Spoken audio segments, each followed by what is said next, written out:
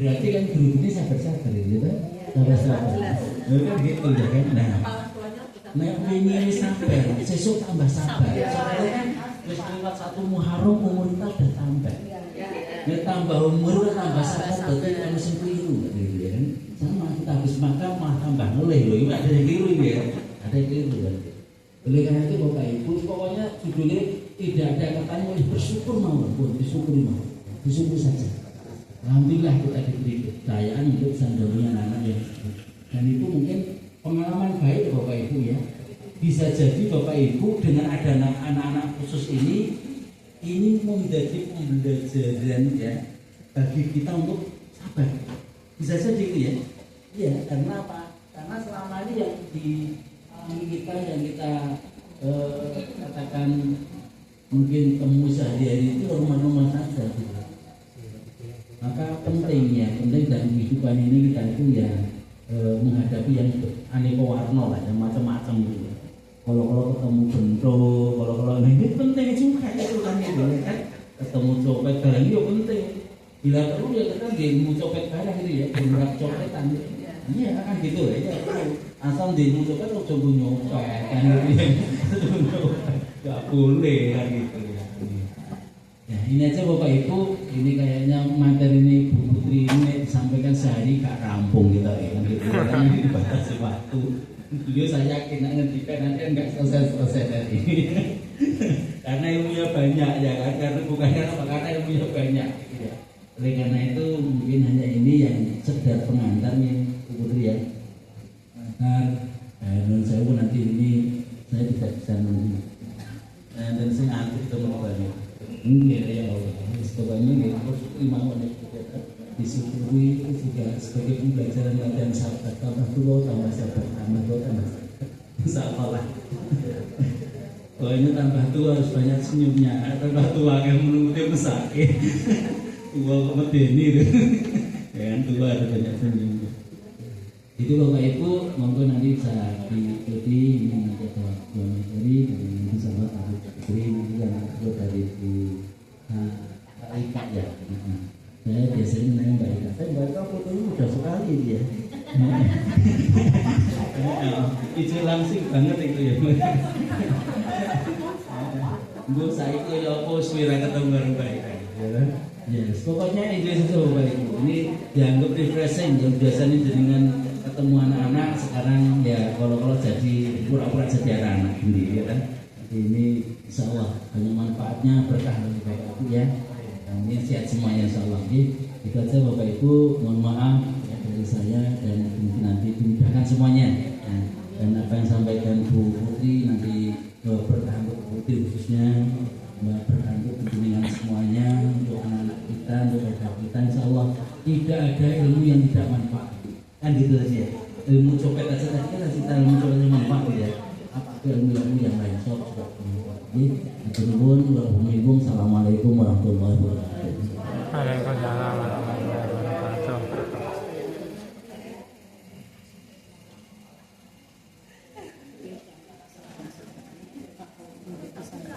Baik, terima kasih Bapak atas sambutan yang diberikan.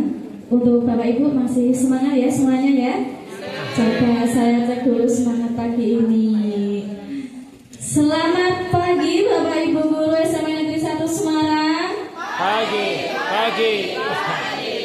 Luar biasa. Tetap semangat. SMP 1 number 1. Oke, nanti didoakan kembali ya karena sangat panjang sekali tadi kosakatanya. Benar ya? Baik, untuk memasuki inti acara yaitu adalah penyampaian materi oleh narasumber hebat kita pagi hari ini ada Bu Putri yang wajahnya ceria sekali, memancarkan sinar. Ya, Bapak Ibu ya. Benar sekali Bu dia sangat cantik beliaunya. Nah, ini kami perkenalkan dulu ya Bapak Ibu. Saya sudah punya CV-nya beliau. Saya baca sekilas tadi beliau ini memang sosok perempuan yang hebat sekali. Nah, ini saya bacakan terlebih dahulu sebagaimana di PPT atau pamfletnya ya. Di situ ada nama lengkap beliau yaitu Dr. Putri Marleni P. MPSI dari psikologi. Nah, beliau ini tempat kerjanya di RDRM Dinas Pendidikan Kota Semarang. yaitu beliau sebagai koordinator program dan psikolog pelaksana unit layanan disabilitas dan pendidikan karakter peserta didik. Nah, bagi Bapak Ibu, apakah yang sudah pernah berkunjung ke RDRM? Ada? Pernah. Saya sendiri juga pernah Bapak Ibu waktu itu menangani kasus anak saya. Begitu ya Bu Desi ya. Nah, cuma waktu itu belum bertemu sama Bu Putri, ngaten nggih. Nah, kemudian di sini ada pendidikan beliau. Beliau ini lulusan dari universitas yang sangat-sangat luar biasa ya, dari UGM, dari S1-nya beliau sampai S3-nya beliau dari Universitas Gadjah Mada semua. Nah, ini S1-nya beliau psikologi pada tahun 2003 sampai 2007, yang S2-nya yaitu pada tahun 2008 sampai 2012, dan menempuh pendidikan doktor psikologi atau S3 pada tahun 2015 sampai 2021. Dan sekarang beliau sudah menjadi pembicara hebat yang akan memberikan ilmu dan juga pengalaman nantinya. Nah, di sini saya akan membacakan beberapa pengalaman yang menurut saya pengalaman ini tuh bisa nanti kita jadikan sebagai pedoman ya, bagaimana secara menjadi orang yang hebat dan bermanfaat ilmunya, begitu. Nah, ini yang pertama, beliau pernah menjadi konseptor program inovasi perlindungan anak di Sekolah Kota Semarang pada waktu itu. Kemudian beliau juga sempat menjadi konseptor inovasi pelayanan publik kesehatan mental di Sekolah Kota Semarang. Dan juga ada beberapa menjadi narasumber workshop Bapak Ibu. Sebagaimana workshop pada pagi hari ini ya. Nah, ini Bu Putri juga sudah menjadi pemateri di beberapa acara. Dan kemudian di sini saya menyimpulkan satu hal yang unik nanti agar kita selalu mengingat Bu Putri. Bu Putri ini punya nama panggilan Bapak Ibu. Nah, ini saya bacakan. Nanti kalau kita mau mengingat beliau, panggillah Kakak Ciput. Nah, itu panggilannya Bu Putri. Saya juga baru tahu namanya unik sekali ini gitu. Cantik sekali seperti orangnya. Begitu ya? Ya baik, langsung saja kita sambut narasumber hebat kita pada pagi hari ini yang akan menyampaikan materi mewujudkan pendidikan inklusi yang ramah dan berkualitas. Monggo kepada Ibu Putri kami persilakan.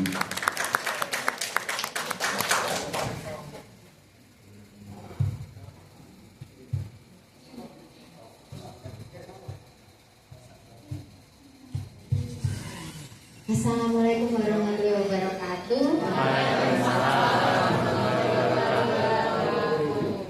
Saya itu justru bertanya-tanya, biasanya kalau saya datang ke sekolah itu identik dengan membawa masalah biasanya. Butuh file itu enggak? Ya. Filenya untuk Istilahnya kalau rumah duka pemaparan enggak? revolusi Itu sudah mental itu disediakan memang nanti. segala masalah ya, Tinggal si saya anak operasikan dari aja. anak Gimana TK, pokoknya? PAUD, SD, Oh, berarti SMP, katanya tulisan aja, SMA, enggak pakai PPT. kemudian orang PPT-nya bisa dewasa juga ditampilkan. ada. Bisa, itu orang udah tua saya siapkan maupun nanti. juga Nanti guru-guru. dibantu Mas atau saya aja yang mengoperasikan. Oke, langsung saja Bapak Ibu ya. Ada beberapa hal aturan dalam kelas saya. Jadi di kelas ini adalah kelas sambat ya. Jadi Bapak Ibu boleh sambat, boleh berkomentar ya, tapi tetap jaga ya, jaga arti kata perasaan teman sebelah kita kanan kiri. Karena kita tidak akan pernah tahu ya bahwa mungkin di sebelah kanan kiri atau depan belakang kita itu ada seseorang yang memiliki keluarga, teman ya yang ternyata penyandang disabilitas. Ya, dan itu bisa menyakiti hatinya yang terdalam. Salah satu staf kami ya juga memiliki anak penyandang disabilitas. Kalau pas lagi intervensi ke sekolah, melihat, mendengar ya komentar dan sebagainya, sikap-sikap yang benar-benar cukup sangat diskriminatif, itu benar-benar bisa melukai hatinya. Nah, kalau luka hati ya kira-kira itu bisa dibawa sampai mati nggak Bapak Ibu? Bisa ya, dan itu bisa membawa penderitaan psikologis yang lebih lanjut. Tapi nggak apa-apa kalau saya komentar sambat dan Nanti saya bantu sebagainya. buka Saya filenya yakin dulu. Bapak Ibu Oh di sini gitu. membawa Pas bebetin nanti ini butuh ya, filenya. beban ya, Nanti beban saya masuk ke emosi filenya, nanti jenengan tinggal geser ke beban atas ke atas. pekerjaan Kayak HP terkait Android itu. dengan Oh. anak-anak penyandang disabilitas yang di sekolah reguler itu is okay, tapi ujungnya kita cari solusi. Karena bagaimanapun ini sudah takdir. Kalau kata tadi Pak Minto adalah kita harus sabar. Sabar itu bukan diam menerima, tapi ada poin satu, kita menerima itu sebuah takdir. Karena apapun ya keputusan dia atau tidaknya itu, kalaupun yang memutuskan siapa pun dinas pendidikan, tapi kalau tidak atas izin dari Tuhan Yang Maha Esa, pasti nggak akan ditakdirkan di SMP 1, nggak akan berjodoh. Itu yang kemudian kedua adalah sabar itu dimaknai kita terus bergerak mencari solusi. Karena saya bahwa ini sebenarnya adalah takdir, makanya kita cari solusi. Tugas saya adalah menguatkan layanan pendidikan inklusif. Lebih mikronya lagi, tugas saya mengamankan profesi Bapak Ibu guru. Karena di SMP lain, di SD lain, bahkan di TK ada yang tidak duduk sebahagia dan seselamat itu di kursi ini.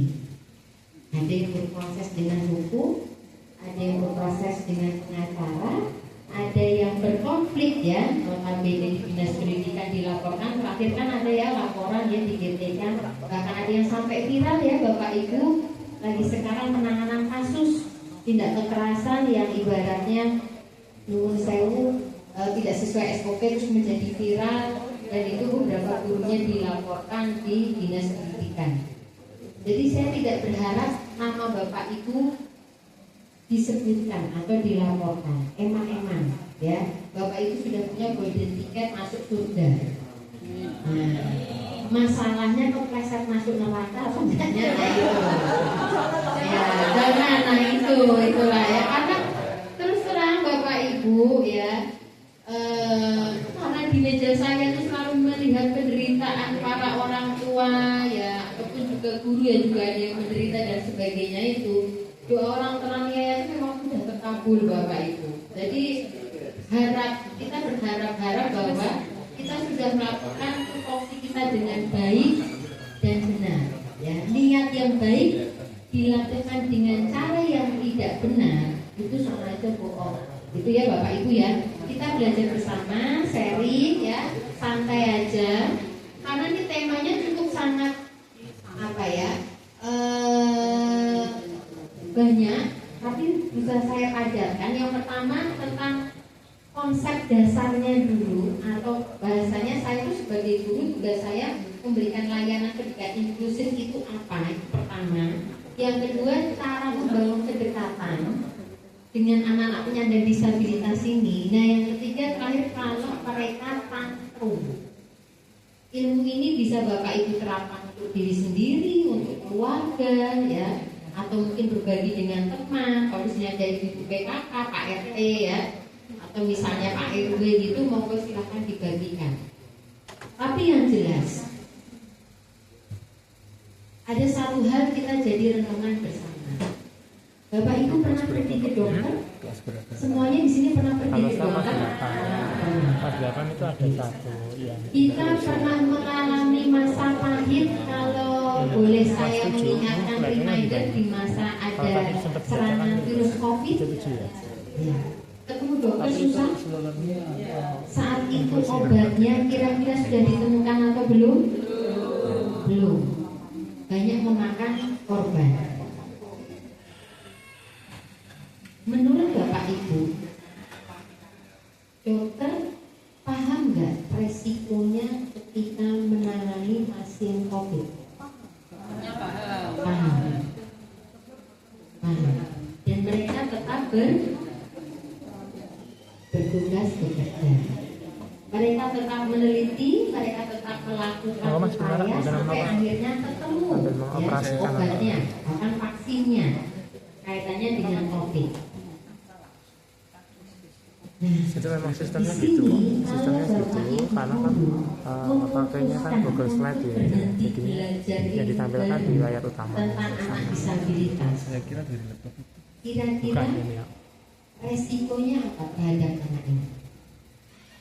Kalau seorang dokter bilang saya sudah cukup belajar ilmu tentang penyakit, saya lebih milih penyakit yang ringan-ringan saja, Saya lebih memilih menangani yang biasa-biasa saja yang nggak resiko penularannya. Kira-kira pasiennya akan mati atau tidak? Kalau saat itu dokter menolak, akan mati ya.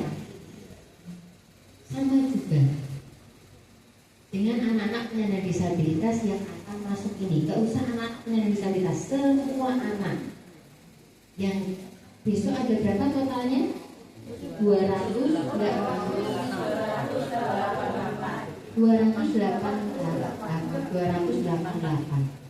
Itu kalau kita mandek gak mau bergerak, dan aku kayak gini aja, kira-kira yang mati anaknya, masa depannya, kompetensinya, gak akan ada lagi mungkin Kak Cikun, gak akan ada lagi Mas Kris, saya ditemani Mas Kris di sini, dan mungkin gak akan ada Bapak Ibu guru yang menjadi guru di sini. Karena kalau guru menyerah itu bahaya. Itu ya Bapak Ibu ya. Jadi harapannya kita, saya nggak berusaha mengubah Bapak Ibu menjadi psikolog semua, enggak gitu. Nanti malah jadinya psikolog gitu ya, pusing gitu ya. Ya kan? Saya sekolah sampai S3 itu yang terakhir apa yang kamu dapat ketika lulusan seller, saya seller sekali gitu ya. Jadi ilmu-ilmu praktis yang diterapkan.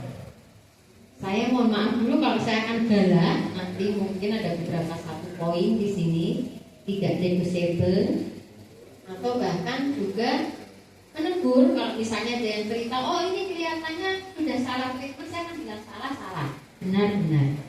Karena apa ya, saya kembali lagi prinsipnya dan membiarkan golden ticket yang ibu miliki itu kepleset, jatuhnya malah jadi ke neraka. Ya masih penting neraka yang akhirat ya belakangan, tapi kalau neraka dunia yang dirasakan oleh teman-teman Bapak Ibu sekalian sedawat, bolak-balik ke Polres, ya bolak-balik ke GTK, gitu kan? Bahkan ada yang dicabut hak mengajarnya karena notabene ya mal apa ya jadi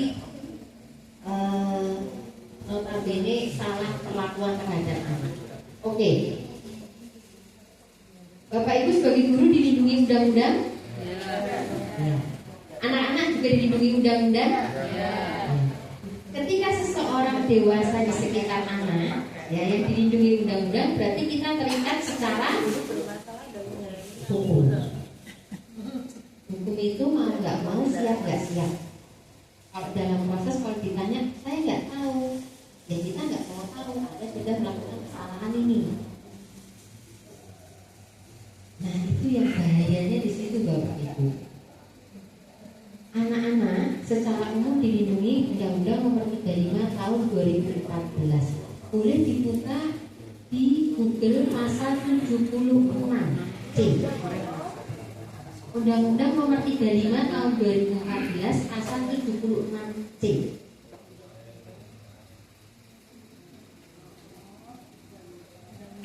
Undang-Undang Nomor 35 Tahun 2014 pasal 76C. Ya, sudah ada yang ketemu bunyinya?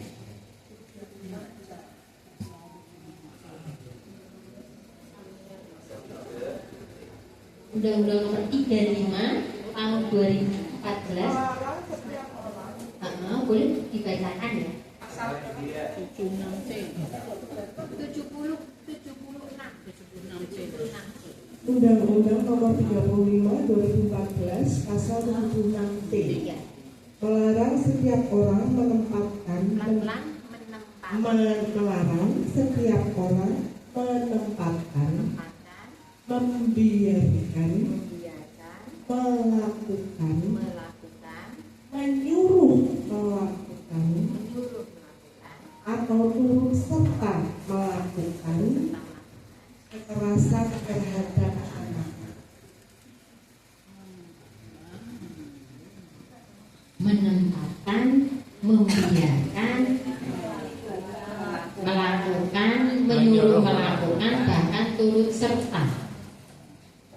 Jadi Bapak Ibu, dalam proses belajar mengajar, interaksi bapak ibu orang dewasa terhadap anak ini jangan sampai bernilai muatan tindak kekerasan. Enggak Bu, saya cuma diem saja ngelihat perkelahian itu, pembiaran. Bu, saya cuma ngomong rasa dilerai ben, berkelahi saja. Sama saja menyuruh melakukan pembiaran. Dan tindakan diskriminasi terhadap anak penyandang disabilitas itu merupakan tindak kekerasan dan itu pidana. Jadi kalau Bapak Ibu di sini dalam hati Ibu, boleh nggak saya protes kenapa kok anak ini masuk ke sekolah negeri atau apa? Boleh protes, tapi tahu tempat dan tahu situasi kondisi. Kalau Bapak Ibu di media sosial ya itu berarti cari masalah. Kalau Bapak Ibu ngomong seperti itu bukan orang tua anak penyandang disabilitas, itu juga cari masalah. Kalau Bapak Ibu misalnya ngobrol sama saya untuk protes atau berdebat atau apa, itu nggak cari masalah. Kita akan berdiskusi tentang hal tersebut. Tapi kalau Bapak Ibu sampai ya ini di SMP lain ya, saya nggak sebut nama SMP-nya, karena sama kita di SMP negeri. Sampai sambat pada orang tua bahwa Bu, kita kan jadi repot. Bikin soal khusus, kurikulum khusus. Ibu sebagai orang tua niat nggak kok ngobatin anaknya? Saya loh jadi bulan-bulannya teman-teman lain karena merepotkan hanya ngurusi anaknya ibu saja. Menurut Anda sebagai seorang profesi guru boleh atau tidak melakukan hal tersebut?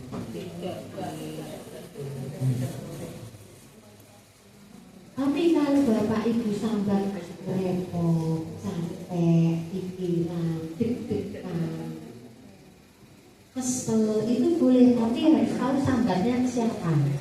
Itu ya Bapak Ibu ya. Jadi saya paham memahami ibaratnya kesulitan yang dialami oleh guru, tapi sambatnya harus paham situasi dan kondisinya. Oke, next langsung saja. Permen yang terbaru yang menegaskan tentang layanan pendidikan inklusif itu di Permen nomor 6 tahun 2026 tentang budaya sekolah yang aman dan nyaman. Di Permen Dikdasmen itu nomor 6 tahun 2026 sudah menyebutkan bahwa inklusivitas itu sudah disebutkan. Nah, dipertegas lagi memang kaitannya kalau sudah secara undang-undang itu nomor 8 tahun 2016 penyandang disabilitas dan 35 kaitannya anak-anak. Ini clear ya? Dan nggak bisa dinego nih. Udah undang-undang ngomong seperti itu mau nggak mau ya. Next. Jadi tidak hanya soal kemanusiaan, bahkan dari tahun 2009 sudah keluar, kemudian ada keputusan menteri. Nextnya lagi kita lihat yang mengubah bahwa mengapa akhirnya semua jenis disabilitas mau kategori ringan, sedang, berat itu diterima, itu di next Permendikbud nomor ini saya tinggal klik mana. Ini ya. Nah, tadi. Terima kasih Mas. Boleh duduk aja. Oke. Keren ya, ini TV-nya gede ya. Nonton Piala Dunia kayaknya asik ya, di sini ya, drakor, drama Turki, drama keluarga, mungkin bisa ya diangkat. Nah, balik lagi. Hadirnya Permendikbud nomor 48 tahun 2023, Bapak Ibu, sehingga anak-anak dengan disabilitas segala jenis, mau single mau ganda, itu diterima di sekolah reguler. Wajib untuk diberikan akomodasi yang layak, bahkan sampai perguruan tinggi. Nah, tadi yang saya sebutnya Permendikbud yang terbaru bahwa di poin-poin ini sudah menyebutkan tentang bagaimana kita terhadap anaknya dengan disabilitas untuk kita terima. Clear ya Bapak Ibu ya, bukan hanya soal kemanusiaan. Jadi Bapak Ibu boleh pro dan kontra di sini terus menerus, tapi ini aturan negara sudah fix. tetap dijalankan. Sehingga apa yang harus kita lakukan? Kalau Bapak Ibu terus-menerus protes di fase itu, Bapak Ibu nanti bisa tadi ya kewarasannya berkurang. Karena jadi frustasi sendiri. Makanya biar nggak frustasi seperti apa? Next kita lihat. Bedanya inklusif dan eksklusif. Bu, boleh nggak kalau itu semua itu dikumpulkan di salah 1, salah 2, salah 3 SMP yang memang sudah terbukti sudah oke melakukan layanan pendidikan inklusif, jadinya eksklusif. Kalau inklusif itu bagaimana? Intinya sistem penyelenggaraan pendidikan yang memberikan kesempatan pada semua peserta didik yang memiliki kelainan dan potensi CB juga. Kata-kata apa Bapak Ibu? Kelainan. Bapak Ibu kalau demam minum paracetamol berapa jam langsung hilang. Bapak Ibu boleh lihat teman sebelah dulu. Coba amati alisnya. Sama nggak sama Bapak Ibu? Gambar ya, oke. Bapak-bapak kayak natural deh ya bapak-bapak. Oke, hidungnya tinggi ya, mancungnya, sama apa beda? Gitu ya. Gak ada yang sama persis ya. Berarti kita lain ya. Agak lain memang ya. Nah, mereka juga ya Bapak Ibu, murid penyandang disabilitas ini kelainannya mungkin tidak tampak secara serta-merta, tapi dalam proses perkembangan sarafnya, susunannya itu sudah ada perkembangan otaknya udah beda, susunan sarafnya udah beda, genetiknya udah beda. Makanya kalau Bapak Ibu di sini masih berprinsip, Bu, kapan anak-anak ini seperti anak-anak yang lain? Nah, biar seperti anak normal lainnya. Apakah mereka tidak normal? Normal dengan memiliki ada kelainan dalam tadi ya tumbuh kembangnya. Jadi kalau misalnya Bapak Ibu nanti ini nggak bisa baca tulis sampai lulus SMP 1, sekolah terbaik, sekolah favorit, anak murid SMP 1 nggak bisa baca tulis dan ternyata dia adalah Down syndrome atau disabilitas intelektual, ya itu adalah suatu kewajaran.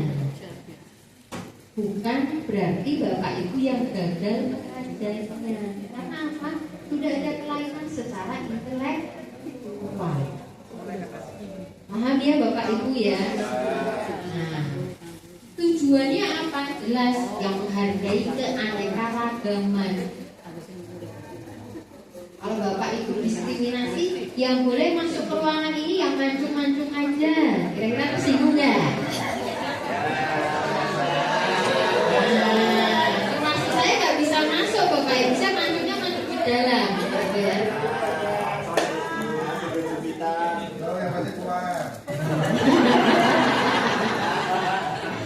Nanti yang glowing-glowing, ya kan? Yang langsing-langsing. Tujuannya diterima di sini untuk menghargai keanekaragaman dan kembali lagi memberikan kesempatan pendidikan yang sesuai dengan kebutuhan dan kemampuannya. Lalu kita masuk pada simple, singkat, padat, jelas. Prinsip layanan pendidikan inklusif. Yang pertama kalau ditanya Bapak Ibu, sekolah SMP 1 memberikan layanan pendidikan inklusif, iya atau tidak? Iya. Ya, siapa yang memberikannya? Semua. Tugas siapa? Apakah hanya tugas Bu Desi? Iya.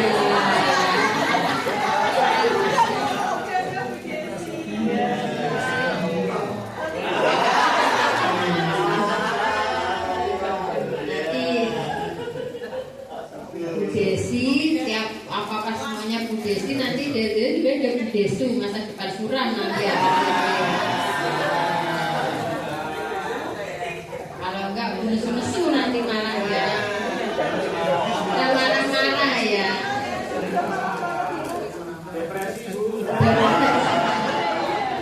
Senyum hati menangis.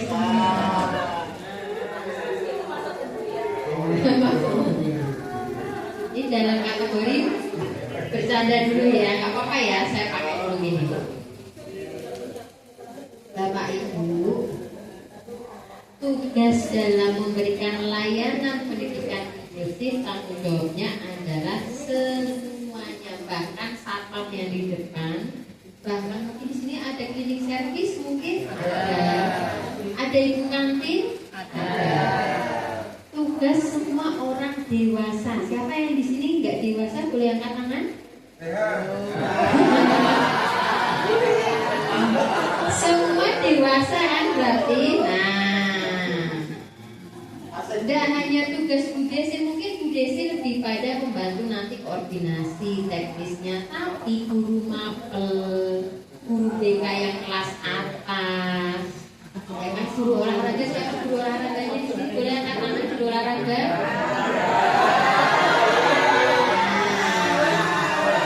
Guru agama boleh, guru agama angkat tangan. Ya. Guru mapel berarti guru mapel boleh angkat tangan. Guru mapel berarti sisanya semua guru mapel ya.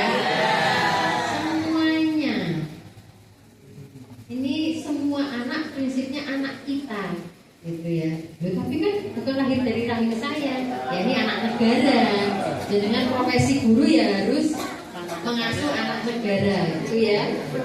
Semua murid tanpa terkecuali baik disabilitas maupun non disabilitas. Gunakan kata non disabilitas ya Bapak Ibu, jangan anak normal dan anak disabilitas. Jangan ya Bapak Ibu ya. Anak disabilitas dengan anak non disabilitas. Terus terang saya menghindari kata istimewa. Dan itu memang kita hindari gunakan ini anak istimewa, gitu kan.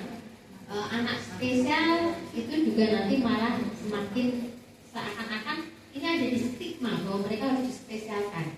Sebenarnya mereka hanya diperlukan pemenuhan kebutuhan khususnya. Khususnya apa? Ketika misalnya dia mungkin nggak punya kaki ya dia pakai kursi roda, gitu kan. Jadi kita gunakan anak berkebutuhan khusus atau anak disabilitas. Dan kalau misalnya berhadapan dengan orang tua gunakan mungkin maaf dulu. Maaf ya Bu, saya gunakan kata anak berkebutuhan khusus atau anak disabilitas, ibu nyaman atau tidak, bapak nyaman atau tidak, ini yang calon wali kelasnya. Karena kalau misalnya wah anak ibu itu istimewa sekali, dia bisa akan tersinggung. Istimewanya bagaimana? Wong anak saya nggak bisa jalan, ada PT saya.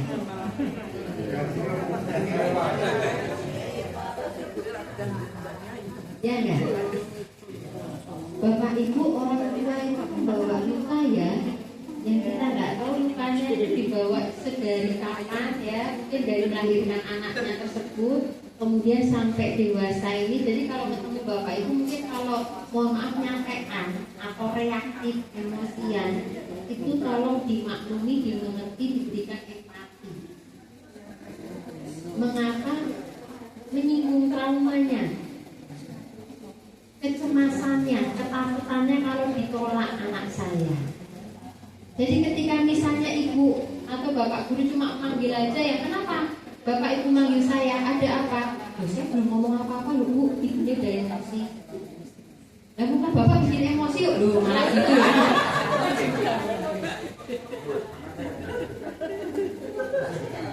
Setelah dirunut ke belakang, dia ternyata punya pengalaman.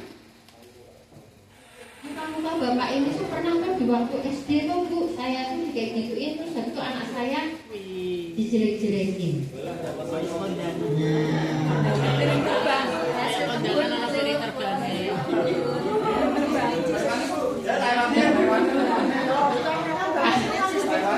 Ya Allah Rabbi. Ini kok saya sendiri ini. Di depan ya. Sudah ada masih banyak. Enggak, ini saya ya. Nanti jadinya makan jamaah nanti.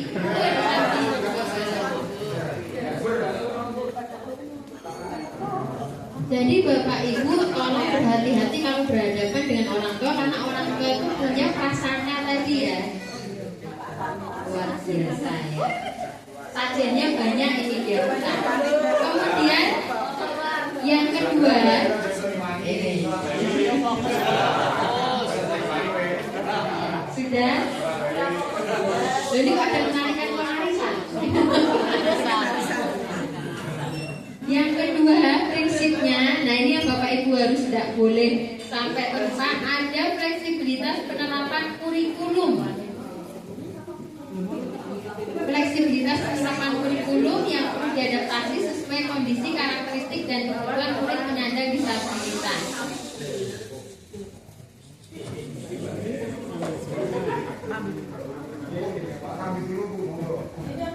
Sambil nyam-nyam-nyam, gak apa-apa.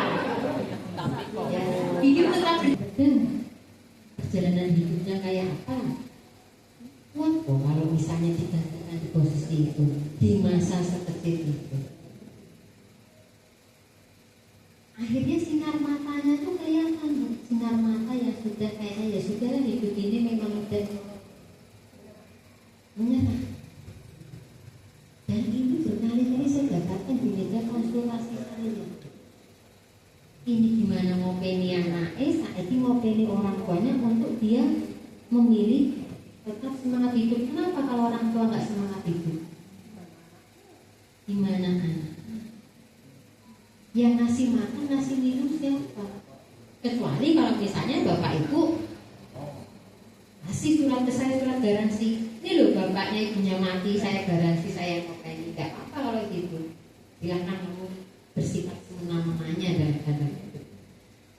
Tapi kalau kita tidak bisa melakukan sedemikian itu, menjamin kehidupannya masa depan, setidaknya saja senyum, menyapa.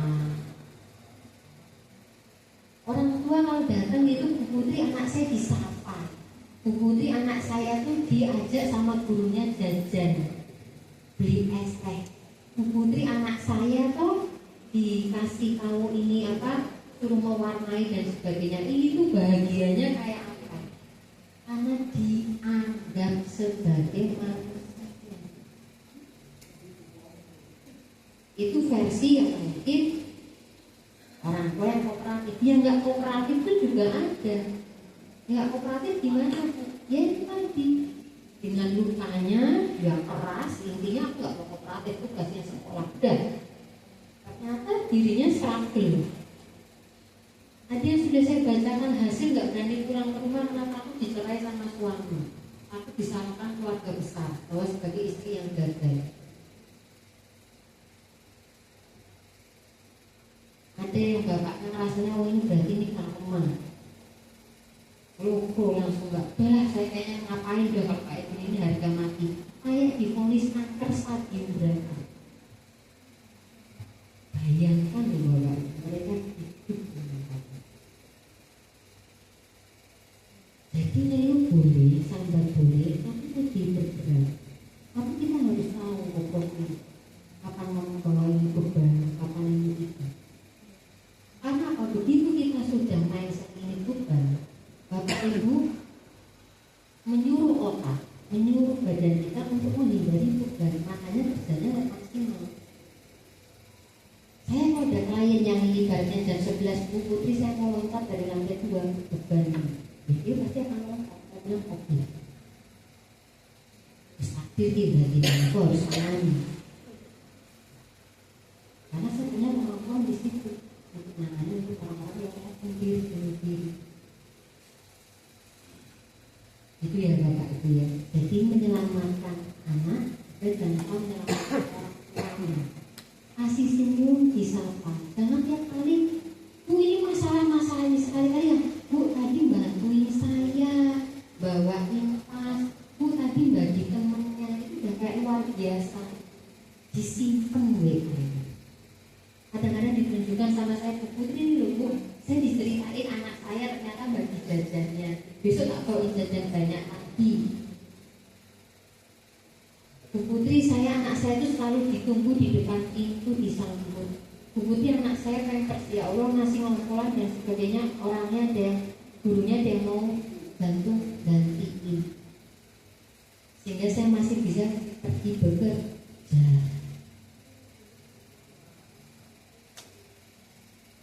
Berat Bapak Ibu, ya. Jadi memang seberat-beratnya tidak seberat beban hidup atau beban berat badan saya ya Bapak Ibu ya. Nah, jadi clear ya. Untuk orang tua bagaimana kita untuk mensupportnya, kasih senyum, disapa progresnya. Kalaupun ada hal-hal permasalahan kita, Ibu mohon maaf, sebentar saya tanyakan terlebih dahulu. Ini Ibu sudah makan belum? Sehat Bu? Iya. Ibu, ini saya mau cerita dulu. Tadi ada hal bagus ini anaknya. Tadi sholat jamaah mau. Tadi wudunya lengkap Bu, nggak bolong-bolong gitu kan? Nah, cuma pas tadi di kelas, tadi sempat nggak mau nulis, nggak mau baca.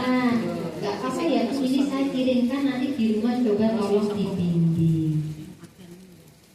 Jadi awal itu kita kalau mainin psikologi seseorang, nggak mainin ya, memperlakukan psikologi seseorang itu nggak langsung berat.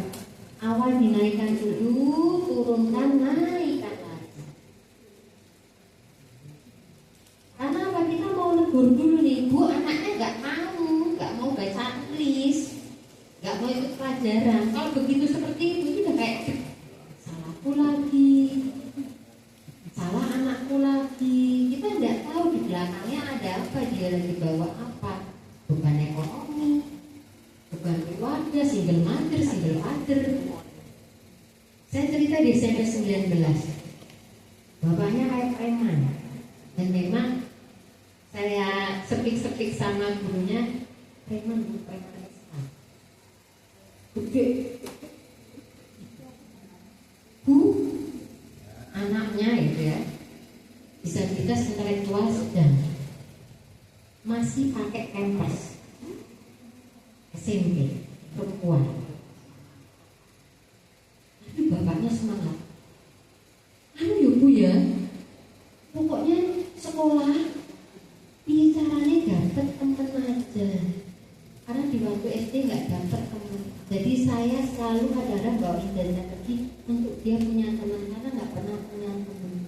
Dan ternyata ya posisinya ya juga kerjanya serabutan, tapi di satu sisi dia merawat ibunya sendiri yang stroke, istrinya ditinggal pergi, sama istrinya nggak mau tanggung jawab, anaknya disabilitas intelektual itu, anaknya satu lagi masih kecil,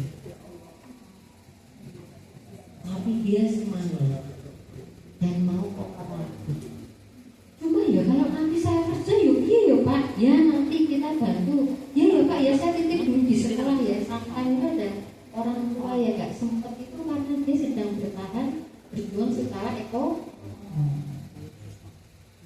clear ya Bapak Ibu ya. Jadi kita harus pahami layer-layernya. Makanya kalau kadang-kadang saya dibisu-bisu, Bu Putri dibisu-bisu orang kok gak marah apa-apa, karena saya lihat layernya. Oh dia lagi stres gitu loh. Oh kita kira waras ya, terus apa-apa, marah-marah dulu aja.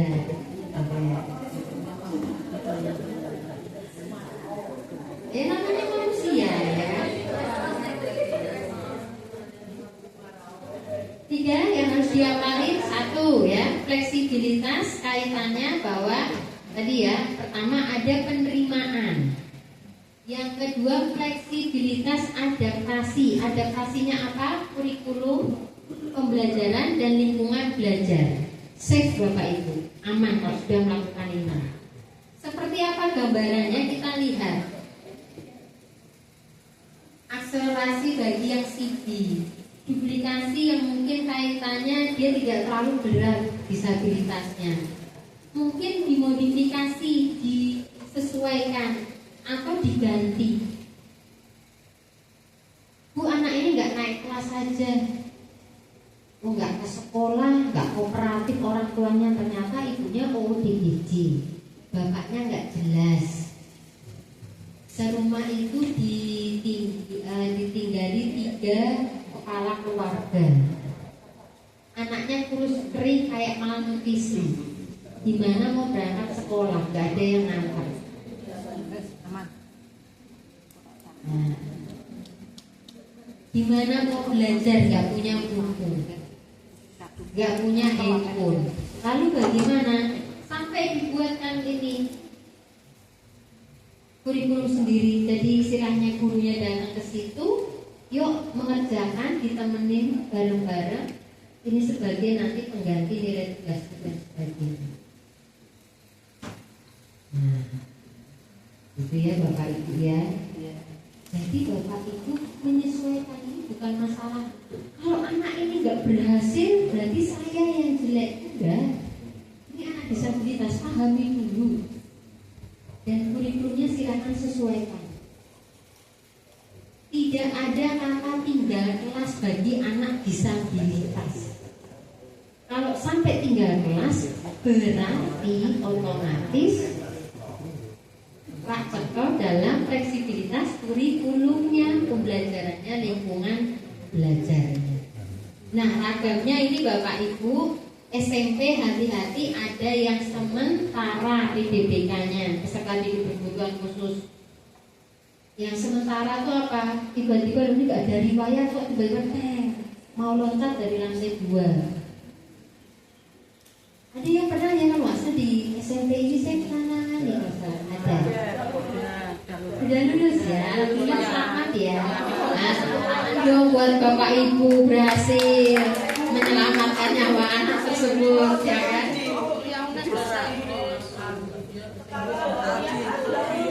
Sekarang udah kuliah. Oh, bahasa Inggris. Pernah apa? Berkunjung ke sini juga. UNES itulah. Bahasa Inggris. Guru bahasa Inggris Pengennya dosen. Berarti secara tidak langsung sudah mengubah akhir ending dari cerita seseorang kan? Dari sad ending jadi happy ending. Nah, Bapak Ibu, peserta didik berkebutuhan khusus itu ada anak yang memiliki kelainan fisik, ada yang potensinya CB, ada yang di daerah terpencil atau terbelakang. Yang sementara tadi disebabkan oleh faktor eksternal, organ bullying, ya, korban misalnya ditolak sama pacar, ya, itu kok bisa ditolak sama pacar, dia depresi, hatinya kecil sekali, gitu kan? Enggak, ternyata dia dibesarkan hidup tanpa kasih sayang dan cinta dari seseorang itu adalah segalanya dalam hidupnya. Begitu ditolak, matang, ya, jadi dipahami. Ada anak gangguan kejiwaan nggak keterima di akpol. Ternyata sudah dari kecil ya, doktrin akpol. Kalau kamu nggak akpol, kamu coret dari kakak. Begitu nggak diterima dari akpol, langsung otaknya kamu tidak diterima di muka bumi ini. Sudah keluar dari kakak. Nah, itu ya Bapak Ibu ya. Jadi wajar ada yang sementara, ada yang menetap. Nah, ini tugasnya Bapak Ibu nanti kalau ketemu anak murid penyandang disabilitas baru. Pertama, identifikasi dulu tempat duduknya, media tambahan pembelajarannya. Bu, saya punya karakter. Anaknya saja yang menyesuaikan saya. Jadi ada yang harus cek kewarasan. Sudah tahu anaknya disabilitas.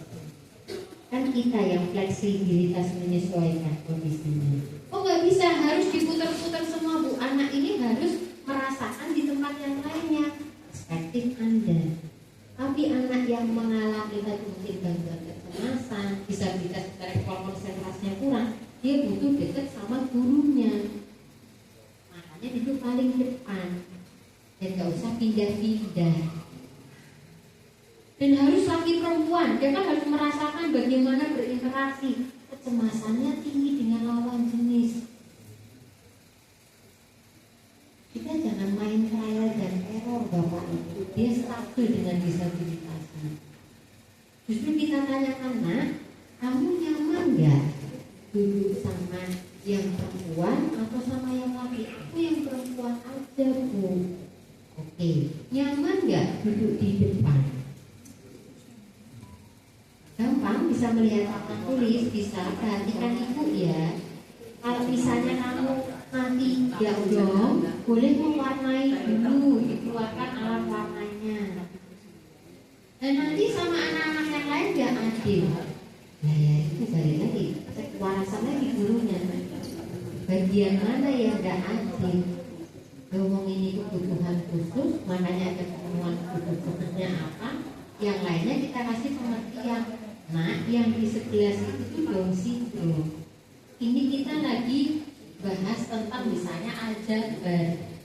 Dia tidak mengerti. Nah, daripada dia bengong, dia mewarnai sekaligus belajar alfabet di situ. Semuanya perhatikan kembali lagi ya. Jadi pastikan juga kita anak-anak itu akan sense bahwa mohon maaf ya, handphone saya selalu on karena kalau ada panggilan darurat. Anak itu akan nge-sense ini orang dewasa itu nerima nggak keberadaan anaknya. Begitu kalau kita nggak nerima, mereka bisa ngikut arus kita. Makanya saya selalu bilang bahwa ternyata orang dewasa itu bisa bawa ke jalan yang benar maupun jalan yang sesat. Jadi kalau Bapak Ibu sudah makel memberikan istilahnya apa ya, welcome, penerimaan, rasa kasih sayang dan sebagainya, anak-anak yang lain juga saya itu oh iya wajar kalau mereka cemburu Bapak Ibu. Kira-kira Bapak Ibu juga cemburu nggak kalau ada yang dilakukan guruan yang istimewa? Cemburu kan? Kalau apa? Oh di situ pernah dikontak atau boleh cerita? Saya bisa menjelaskan itu kan kebetulan beberapa tahun saya dapat anak itu. Yang ingin saya tanyakan tadi yang terakhir tadi fleksibilitas lingkungan, karena kalau untuk kurikulum, materi pembelajaran dan lain-lain sudah kami guru itu sudah sangat bisa memahami bahwa kami harus melakukan. Jadi yang agak sulit bagi kami, terutama di kelas 7 dan 7 awal itu kan masih berkumpul dengan anak non disabilitas yang maaf dari SD yang ada seperti ini. Jadi praktis bullying itu tapi praktis tidak terhindari. Jadi kemudian ketika sudah berarti pembelajaran otomatis sedikit memberi pemahaman kepada anak-anak. Nah, pernah itu diproses. Kalian berbilang mau tunjuk dia, kalian berbilang mau tunjuk dia. Kalian nanti dia nonton aku. Bapak Ibu guru di sini kan tahunya hanya dia dan tidak mengerti kami. Jadi ada beberapa anak yang kategori pintar itu justru akhirnya mereka menjadi anak yang asik di kelas. Dan saya tanyakan itu yang sangat sulit bagi saya pribadi itu mengajak ini tadi fleksibilitas lingkungan yang bisa menerima anak ini, namun mereka yang tidak disabilitas tetap merasa nyaman dan tertantang pada kelas. Itu yang saya rasa untuk materi dan lain-lain kami sudah bisa. Itu yang saya rasakan Di awalnya ya. di awal sinkronisasi kemudian di akhirnya apa yang harus kita lakukan, kita anak-anak yang non disabil tadi merasa itu tadi guru kemudian merasa tidak diperhatikan, yang diperhatikan hanya dia saja. Karena sepertinya saya coba memberi pemahaman sudah tidak mempan karena mungkin sudah lama. Tidak ada ini ya, papan tulis ya.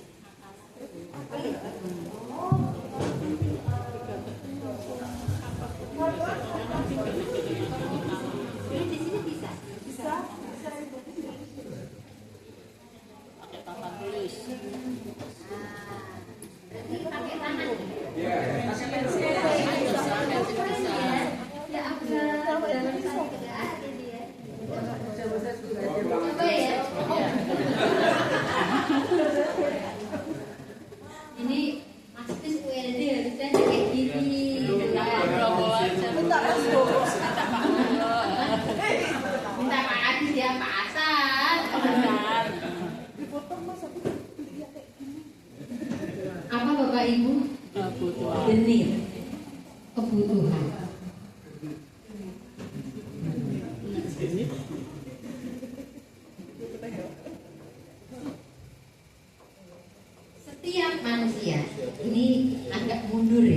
biar memahami manusia. Setiap manusia itu punya kebutuhan psikologis. Begitupun anak. Tugas utama yang memenuhi kebutuhan psikologis ini adalah pertama orang tua. Tapi ketika dia masuk ke lingkungan sekolah dimulai SMP, itu mulai ada teman sebaya. Rasa cemburu itu berawal dari kebutuhan psikologis yang tidak terpenuhi. Pasti dia lagi. Itu kan dia yang diperhatikan, itu kan dia yang disayang.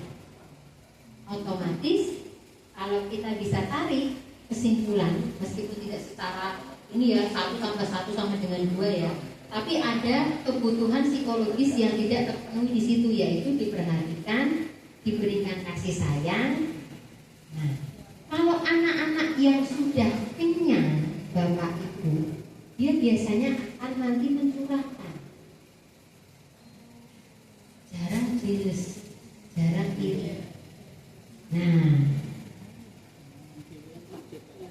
sehingga bapak ibu juga harus paham, meskipun ini anak disabilitas dengan kebutuhan khusus, bukan berarti anak-anak reguler lainnya atau anak-anak non disabilitas itu dia tidak memiliki kebutuhan khusus juga.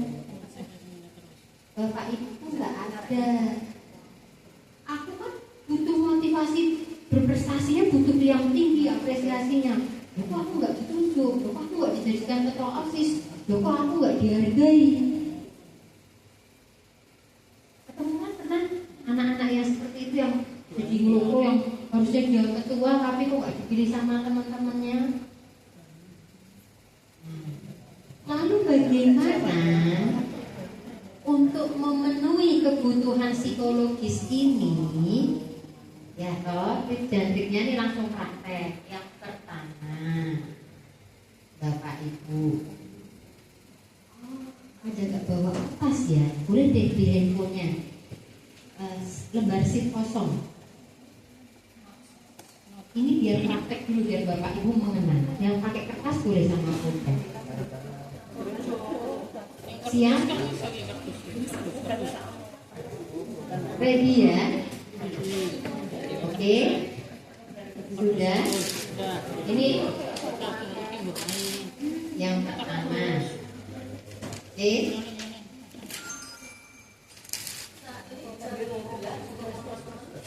Boleh, nggak apa-apa. Ya. Dan ini privasi ya. Saya tidak akan nanti menanyakan apa yang Bapak tuliskan di sini. Nanti cek retake, saya ajari cek retake sederhana. Dalam waktu, bayangkan kita hidup seperti itu juga saya alami. Saya lebih cepat, lebih nyaman kalau di nomor apa pun jawabnya begitu, yang hal baik apa? Tadi sempat nggak bertanya-tanya, hal baik apa ya yang aku miliki? Ya kan? Padahal saya tanya, di sini adakah yang jadi pengedar sabu? Ya. Yang kedua, adakah di sini yang jadi pembunuh orang? Ya. Adakah di sini yang jadi ngerampok orang? Berarti kan kita enggak jual narkoba, enggak nyolongan, dan juga tidak melukai orang lain. Ini hal baik atau bukan? Kenapa begitu lama dan sulit untuk dituliskan? Gak kepikiran doktrinnya apa yang selama ini sudah kita dapat. Bapak Ibu lakukan itu nanti pada murid-murid Bapak Ibu.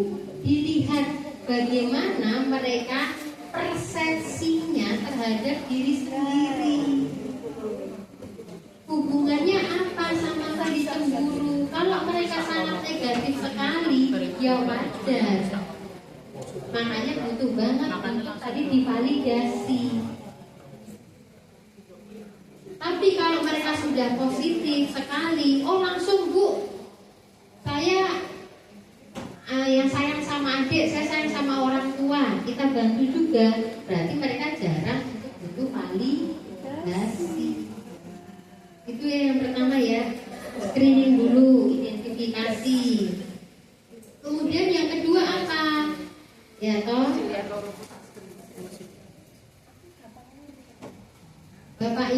kedua, tuliskan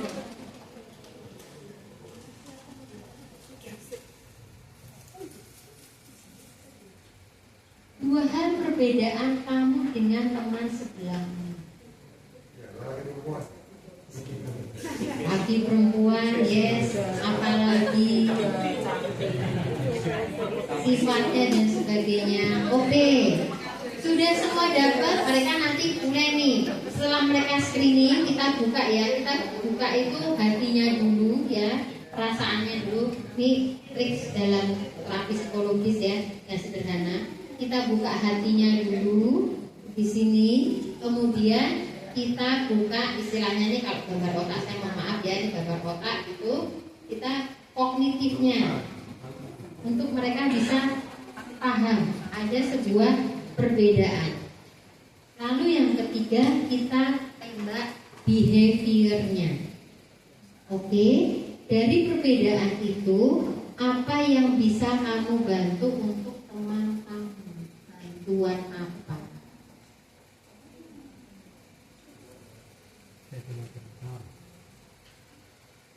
Bantuan apa?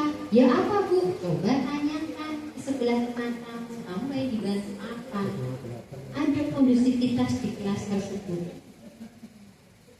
Nanti pas awal kelas baru, termasuk nanti yang baru kita masuk. Nah teman-teman, ada teman kita ya, yang dia butuh bantuan lebih, bantuan untuk pemenuhan kebutuhan khususnya. Dan kalian sangat hebat di sini sudah menanyakan bantuan. Terima kasih loh. Ibu juga butuh dibantu ya, bantu ibu untuk tadi yuk sama-sama kelas ini sebagai kelas yang menyenangkan, yang ramah satu sama lain. Karena kita berawal dari apa? Berbeda, bukan yang sama. Jadi bapak ibu nggak akan nyamain kalian. Di situ ini kita tembak tadi prefrontal korteksnya, PFC-nya dia jalan, tambah lagi pusat otak emosinya jalan terus dia mengolah. Oh iya, bantuan apa yang bisa aku berikan ya? Tapi kita kuatkan dulu positifnya nanti. Ibu, saya bingung hal yang baik pada diri kita. Ya kelihatannya dari mukamu juga nggak ada yang baik kok. Saya ngakang namanya gitu. Kamu punya adik nggak? Punya. Kamu pernah bantuin adikmu apa? Aku cuma ngambilin popok itu aja. Kamu sudah bantu adikmu. Kamu bisa loh memilih untuk tidak membantu adik. Itu keren loh. Ibu adik kamu celup-celupin ke bak mandi nggak apa lagi itu. Kamu sayang sama adikmu, menjaga melindungi adikmu. Apalagi pernah nggak kamu belanja ke warung bantuin belanja adikmu? Pernah. Kamu membantu ibu kamu. Karena tadi ya ada kaitannya bahwa prestasi itu adalah yang dapat iyalah. Kita sendiri aja rasa ya. Kami ya Bapak Ibu ya, ini saya kasih tahu triksnya, caranya. Kembali lagi tadi ke materi. Yang ini ya. Setelah kita lakukan identifikasi, melaksanakan adaptasi, kemudian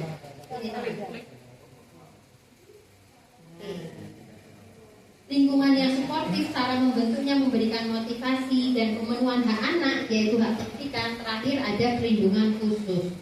Bagaimana untuk biar tidak mereka dibully, ciptakan body system. Tapi ingat Bapak Ibu, caregiver harus berganti-ganti. Makanya saya bilang jangan tugasnya Bu Desi mungkin tahun depan kalau ini terus menerus dia saja, tahun depan mungkin ketemu saya. Tapi melalui GTK, Mbak ini guru yang stres, berikut daftarnya.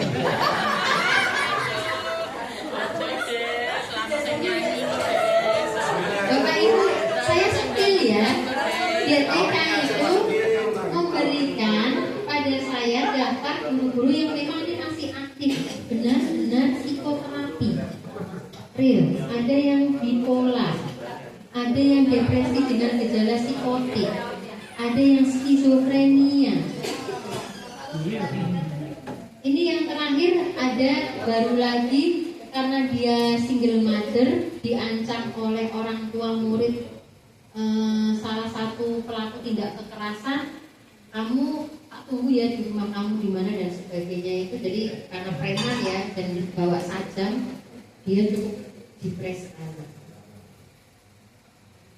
Nah, itu ya. Jadi kalau caregivernya, body systemnya bunta dan jangan ya kamu lengket sama Santi, namanya Santi, kamu sama Santi aja terus ya dari kamu 8-9 gitu ya. Atau misalnya dia Santo nih, ada disabilitasnya gitu ya, namanya temennya Selamat yang di sebelahnya gitu ya. Selamat, kamu ya punya caranya nempel karo Santo, pokoknya nanti muncul ya, biar bestimur belahan jiwamu dan sebagainya. Saya yakin di nanti kelas 8-9 namanya dia bukan Selamat lagi, udah nggak selamat soalnya. Oke, clear ya Bapak Ibu. Nah, sekarang kita langsung latihan aja bagaimana teknik. Next kita langsung ke materi untuk membangun kedekatan kepercayaan. Silakan cari pasangan masing-masing. Pasangan 1-2 ya. Berdua silakan cari pasangan. Boleh laki perempuan enggak apa-apa.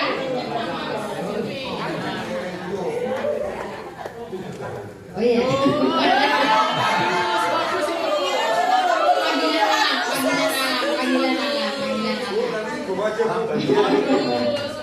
Ya, silakan ayo cari pasangan sudah ya. Nanti duduknya agak berdekatan ya, agak dengan pasangannya masing-masing. Bagaimana cara building rapport? Tolong ilmu ini juga jangan digunakan untuk ilmu membuat lawan jenis jatuh cinta lagi ya.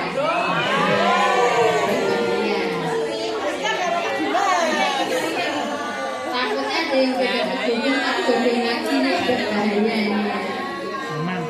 Karena ini akan, karena ketika sama psikolog itu ngademin ya, masuk ruangannya bagainya sih ada maknya sama apa, karena kita tahu tekniknya. Nah ini saya ajarkan tekniknya. Mengapa? Ketika seseorang merasa aman, nyaman, wah udah hidupnya akan menjadi milik Anda. Jadi, dari tadi bapak-bapak nggak begitu merhatiin, saya giliran ini memperhatikan kamu. Jadi bapak-bapak ngapain sih bapak-bapak? Bahaya nih bapak-bapak. Oke. Jadi fondasi rasa aman, kemudian juga bisa peredam tantrum alami karena anak merasa dipahami dan mempercayai bahwa pendampingnya itu sebagai jangkar emosinya. Nanti bisa membuat anak itu patuh secara sukarela. Bapak Ibu pernah ada anak yang cukup bandel tapi dengan satu guru ini dia manutnya luar biasa? Ada. Ini pawangnya. Nah, berarti jangkar emosinya di situ. Dan bahkan kita buat jembatan komunikasi. Kita lihat manfaatnya jelas kalau bagi anak yang dia sudah ada kedekatan ya secara psikologis itu dia pasti regulasi emosi bisa lebih stabil, punya percaya diri, komunikasinya terbuka. Nah kalau pendamping, manajemen kelasnya lebih gampang, kemudian penanganannya lebih tepat, bahkan mengurangi resiko burnout ya, arti kata yang kita pokoknya dan jenuh. Nah untuk pelaksana juga menciptakan lingkungan ramah anak dan keberhasilan program tersebut. Mari kita belajar tekniknya. Ada berapa teknik ini? 6 teknik. Yang pertama langsung kontak mata sejajar.